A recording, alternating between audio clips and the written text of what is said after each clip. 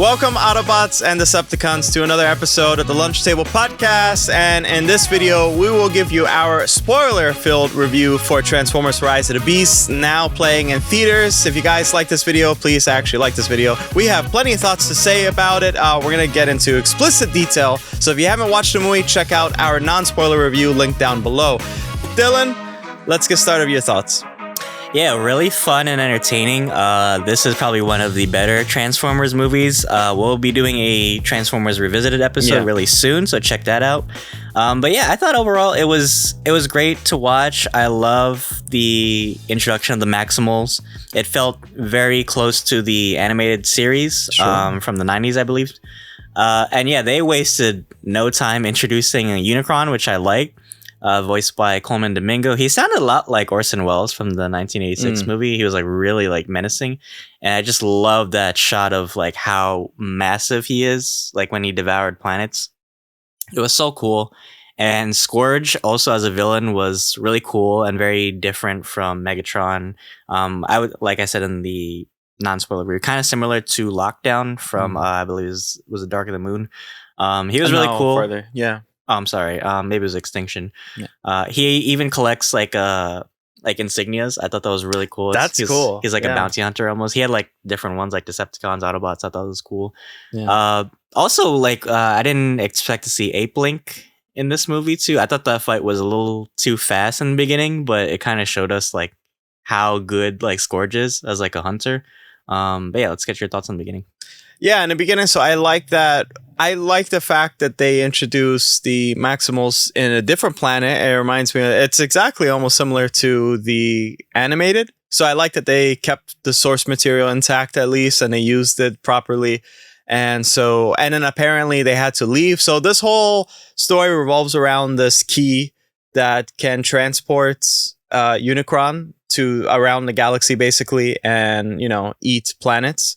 And so Unicron is very hungry. He hasn't eaten in a long time. So Scourge is like the man to do that, or the robot to do that. And so Ape Link, that's a really interesting character because we don't really know much about him unless if you're like deep into the lore of Transformers. I think he's only mentioned in the comics for a short period of time. So that's cool to see him here. I wish they kind of made him like red, like the comic. That's the one gripe I have about Transformers movies. Sometimes they take too many liberties with the actual source material. So they did that with Wheeljack. They made him like Spanish. We'll go into that a little bit later. It didn't make sense, but it was kind of cute. And it was like funny the way how they talked about it. Wheeljack's appropriating cultures and whatnot. But yeah, we talked about this before. The human characters are, for the most part, very annoying in Transformers movies, and we'll talk about that in Transformers Revisited. This time around, I think they're really compelling characters, and it was actually a joy to see them, work their magic in their different fields. We have Elena. She's like this type of archaeologist. She has her skills, and Noah Diaz, he comes from a lot of regret and a lot of heartbreak in his family. He comes from like a poor background, trying to take care of his brother, played by Dean Scott Vazquez, Chris Diaz. So I think it's a really compelling story between these characters, and we feel a lot more for them, and we actually get their motivations. And so that's like a lot of respect. I appreciate that. Because usually like the movies, the humans feel like they're in this roller coaster ride. And it's like all these characters are protecting them. This time, they actually did a lot more. And I was like, okay, they're not useless finally. So I think you guys watching it, or if you guys came back for a theater or watched it, I think you guys actually will enjoy that. For sure. I think Anthony Ramos did really good as Noah. He just made him a believable character, right? I think in the other Bayverse movies, the characters, the only character I really thought was cool was like Cade, because like he came also from like a struggling family too, and he was like an engineer. And here like Noah's kind of like an engineer too, so he brought that kind of like skill set. He's almost kind of like I'd say almost like a Miles Morales character. Like he has his own like style and stuff. And Dominique Fishback as Lena, I thought she was cool too. Like you said, she's like an archaeologist, and that's how she gets involved in this plot. So they were really nice to see on screen. They weren't annoying. And as for the Autobots themselves, so we see, of course, Optimus Prime. And as I said in the non-spoiler review, he is very mistrusting of humans in this one because he feels very guilty about what happened with Cybertron. that they had to kind of abandon it to come to Earth. And I didn't expect. Well, this one they said they've been on Earth for like 7 years or something, and it was supposed to be like a short trip. Eventually, they were supposed to go home, but I think they got like stuck because they don't have a space bridge to go back home. So they've been here for a while now, and we saw Bumblebee, of course. RC was really cool. Mirage, I loved in this movie. I like that they didn't make B the focus of the partner again. Cool. I like that they showcase different, Transformers, and I wish they would keep doing that. Yeah, he felt really cool, and Pete Davidson lended a really cool voice to him. They just felt like him and Noah just felt like a really natural bro. Bromance almost. It was really cool, and I like that he could also change into different cars too. And also, it's cool that his name is Mirage because he can make holograms and stuff. Mm-hmm. But what do you think of him? I love this character so much. I love his design, and I like how versatile he is and his his powers and whatnot. I like that each Transformer, they have their own skills and their own specialties, so that's really cool. My only concern is whenever it's live action, even if this show did humans really well, or at least the human characters, I feel like Transformers, whenever you mix an Autobot with a human that comes from a bad background or whatever, for some reason it feels like a human and his dog. That's what I don't like. You get what I'm saying? It's you have this human that's for the most part can't go toe to toe with all these threats, and then you have this Autobot that's doing all he can to protect this human no matter what. I think this notion goes away at the end when Mirage basically becomes a suit for Noah, and Noah fights Scourge and the frenzy looking guys. So that was cool to see. But for the most part, that's my complaint. It's always these guys feel like they're the lapdogs for the humans. And I really don't like that. And we'll talk about the end credits a little bit later. And I'm worried that it's going to be personified when this new change to the Hasbro continuity happens. So yeah, but Scourge was really cool. I mean, Mirage was really cool. RC didn't have a lot of speaking roles, but nonetheless, I think she had a lot of great action scenes. So did Wheeljack. That's that character. They took so much liberty with Wheeljack. I didn't like that. He looked really cool, and Bumblebee. This time around, they made him basically laughable. He kind of looks like a nerd or something. Well, it's really weird because the way he performed the voice acting and stuff, it didn't sound like he was a nerd. It sounded like he actually has some riz or something. It was he's you know what I mean? But just that exterior look was kind of just a joke. I didn't know why they did that. I feel like sometimes they just take the piss out of these characters, haha, so funny. I hope he comes back to his original design. I'm nitpicking here, but if you're a Transformers fan, you'll be that sucks. But yeah, the Maximals, they have plenty of screen time, especially Air Razor, played by Michelle Yeoh. Let me get your thoughts on the Maximals in general and Air Razor. Yeah, they were really cool. I love their designs in this movie. And they just feel so huge, and I love the textures on their skins and how they look very natural. Yeah. And Optimus Primal was really cool on screen, and I love his robot form too. And I love when him and Optimus were fighting together, and they were "Oh, that one was mine," right? Oh my god, no! And when they said before the fight, they both said the catchphrase. I was like, yes! "Oh my god!" I know, the rollout. It was so good, and it's interesting too because Optimus Primal, he named himself after Optimus Prime, and then once he met Prime, he was actually really surprised that Optimus was kind of a reckless leader almost. So this isn't the Optimus, I guess, that he expected it to be. So in a way, it's Optimus inspired Primal, but then at the end of the movie, Primal ends up inspiring Optimus, to be a better leader. And I thought that was a really interesting take on that. Yeah, for sure. Yeah. I mean, you guys will enjoy Ron Perlman. He's not the original voice for Optimus Primal, but a little bit later on, I think in the Siege series on Netflix, he became the voice of Optimus Primal, so that's where they got him from. He did a phenomenal job. I think everybody did a phenomenal job. Cheetor didn't really have much speaking lines, unfortunately, especially Rhino and Rhinox. But you get to see them in their forms, and they are super cool. Except Air Razor, unfortunately. Air Razor, yeah. So I was sad about that. Yeah, so spoiler time. So Air Razor, unfortunately died. She was infected with this rust type of disease that you could actually find that in one of the cartoons back in the day. There is like some disease that makes like some of the Autobots and stuff decay over time. But this one takes over the mind and infects the user. So that's what happened to Air Razor. Unfortunately, Optimus Primal had to pull a Will Smith from I Am Legend and basically squeeze her, and he kills her. I was really mad that they didn't bring her back because they brought back Bumblebee. Yeah, I was so mad about that. Bumblebee dies. Yeah, there was first Bumblebee died, right, and then they brought him back with the Energon, or I think the impact from that big super weapon at the end. That's right. Activated all the Energon, and that's how Bumblebee came back. And Bumblebee came back in such a cool fashion. It was cool. Like they had a Knock You Out playing in the background. He was so badass. Yeah. And then so Noah was trying to take the key out of the super weapon, and then Scourge was about to kill him, and Mirage like hovered over him because he made a promise to his little brother that he was gonna protect him. And then I thought he died, and then he was alive for a little bit. And then that's when he became that like human suit thing. Like this like Iron Man kind of suit thing. Right. I thought personally that was a little corny in my opinion. Because he didn't do much with the suit except like kill like the smaller Decepticon thingies. And then he ends up rebuilding Mirage, which I don't know how. Because like where did he get the parts from that suit, I guess? And then like where did he get the Energon too, right? So I was a little confused on that part. I think that I think it was alluded that which is kind of weird because you would expect even if Mirage is the suit now, Mirage would say bye to Optimus because he has to be functional if you can use the suit, right? He's they don't have some AI inside there, so Mirage is like still in the suit at the end when they're traveling back home, and so I think he's just kind of dormant, but not completely dead. He just says you take the wheel.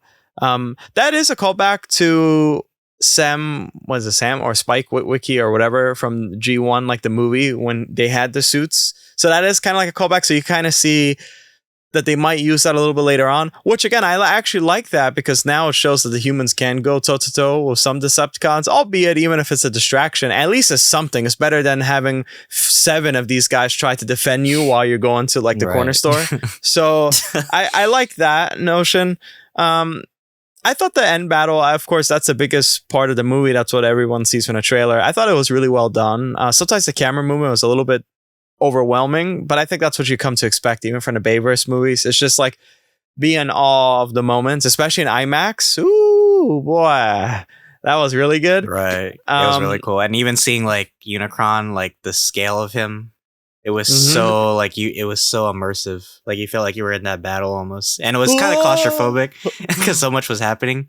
But I love when the Autobots and the Maximals were like fighting off this huge like Scorponok army. They were just like, it was like you said in the other review, it was like a cool showcase of like their different abilities and stuff. Right. And I love the robot forms and how they like worked off each other. I can't wait to see more of them like in the future. I hope the Maximals like continue on in some of the later sequels. They were just really cool on screen, man.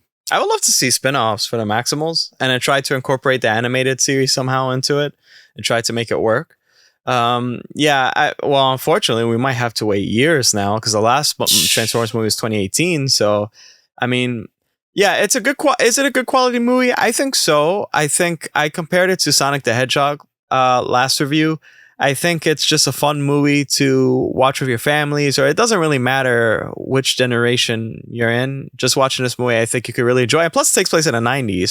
So if you're like grew up around the 90s, then you could kind of enjoy the little callbacks here and there. Mm-hmm. So it's really cool. So, and Unicron was okay. Not like he was a major part of it, but it was not what you expect from G1. Of course, I wouldn't actually want to see Unicron fully transform and do all this shit because I feel like then the pacing will be super fast.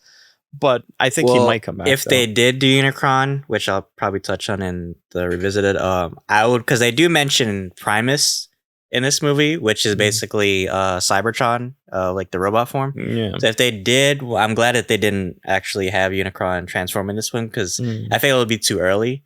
So like you said earlier, like maybe they're saving him for like this big like fan event movie where like all the Autobots and maybe Decepticons have to like band together. And I would want to see like a Primus and Unicron fight. I think that would be really cool, like on screen.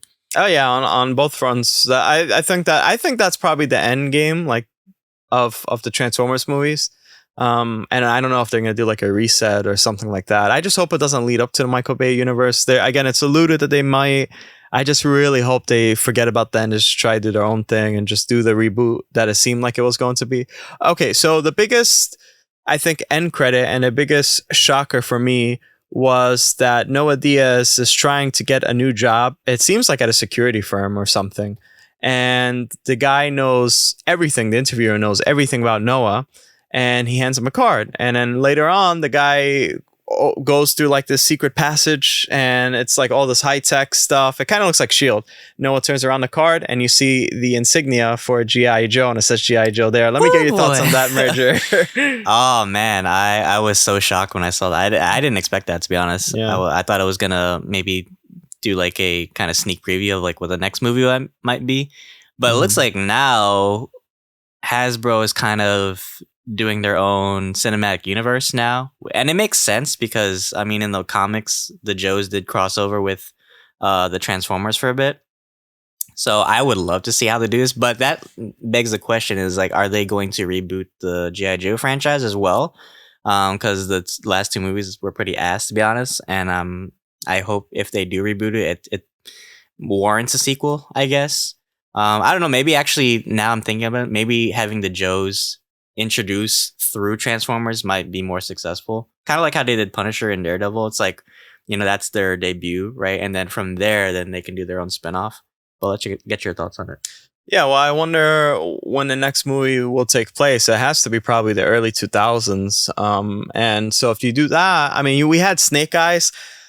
Well, let's face it, like a lot of these movies, well, a lot of these movies, they don't have like critical acclaim. A lot of these movies are ass. And the Transformers movies, for the most part, in the beginning were ass. Still, I think they ended off like really weak, unfortunately. They made a lot of money, but still, that doesn't matter, right? Because you want something to stay with you when you go home and you think about it a little bit longer. So you don't want it to just be a mindless experience. And I felt like, again, this movie had a lot of heart. And if you could kind of bring that into a new G.I. Joe series, I think it'll mean a lot to a lot of people, especially older fans. But we'll see what happens. Again, I'm a little bit afraid now because I don't want... I hope it doesn't become too convoluted because there's so much that happens with G.I. Joe. So if you mix like Cobra with the Decepticons or something... I don't know why I kind of find that like cheesy or like cringe. Like for some reason, I don't want to see that happen. It's like they're not strong on their own as villains almost. Like they need the Decepticons or the Decepticons need Cobra, right? Yeah, and then it's like you guys are low life pieces of shit, Cobra. You're really gonna like help these guys? They're gonna take over they're gonna eat your planet. Like they literally like are foaming for them out to eat rocks. Are you kidding me right now? And you want to help them? Right. So it's like I don't know how they could kind of team up. I think it's probably mostly going to be centered on just the organization. It's kind of going to be like this Men in Black thing where there's these aliens that we go help out. So instead of Nest, now it's just G.I. Joe. And that's cool, but I just hope they don't take the spotlight as much in the actual Transformers movies. Because again, the humans usually they have their companions rather than being the companion, right? They're the one kind of, for some reason, it seems like they're leading, which I don't like. And especially if now they're high tech. Yeah, they don't really need to get help from like an Autobot that, you know, because they could shoot through this super advanced helicopter. So I feel like the balance. The Predator suit from the Predator. They better not. They're going to get that little kid. Yeah, they might as well get the little kid there that he's going to like, he's a teenager now. Flying the ship and shit.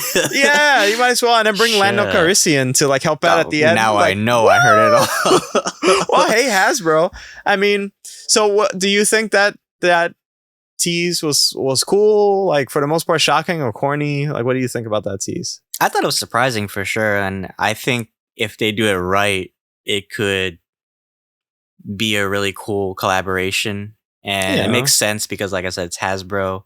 You know, that's their IP, and you know, Transformers is their IP too, so having a collab, and it makes sense. You know, they're both stories about war on different, you know, humans and Autobots, so making them collab would probably make sense for a story. I think it's too early to say when we could see that happen, though. I think they really need to flesh it out a bit. But I thought it was a really cool surprise for me. And yeah, I think just overall this movie was really fun. Like you said, there's a lot of cool 90s throwbacks. I love the soundtrack, and I thought the cast was great. This is, like I said, one of the higher Transformers movies for me. I thought the story was really interesting, and just seeing, different perspectives, like from Optimus, a side we've never seen before.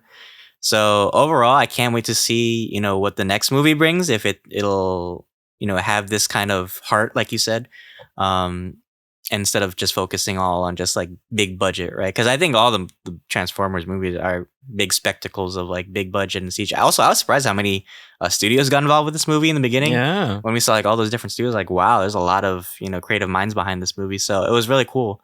But yeah, like I said in the non-spoiler review, my rating still stands at 8 out of 10. Any final thoughts you have on this movie?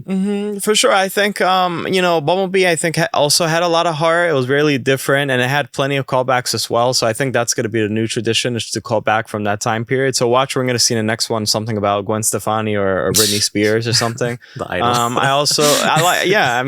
I like the lead character.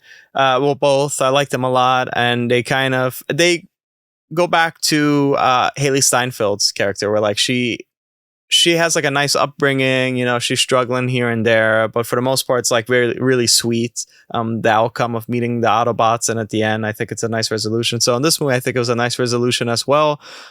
So I hope they keep that going moving forward. And especially they had so much to balance as well, introducing the Maximals, the Terracons, and then also just the whole exposition of Unicron and stuff. I felt like they handled it really well. I'm not going to lie. So yeah, you gave it last time 8 out of 10. I still give it a 8 out of 10, of course. But yeah, that is our review discussion for Rise of the Beast, now in theaters. Guys, check it out. I think you guys are gonna have a lot of fun watching that. Check it out on IMAX too. I think it's worthy of that, really.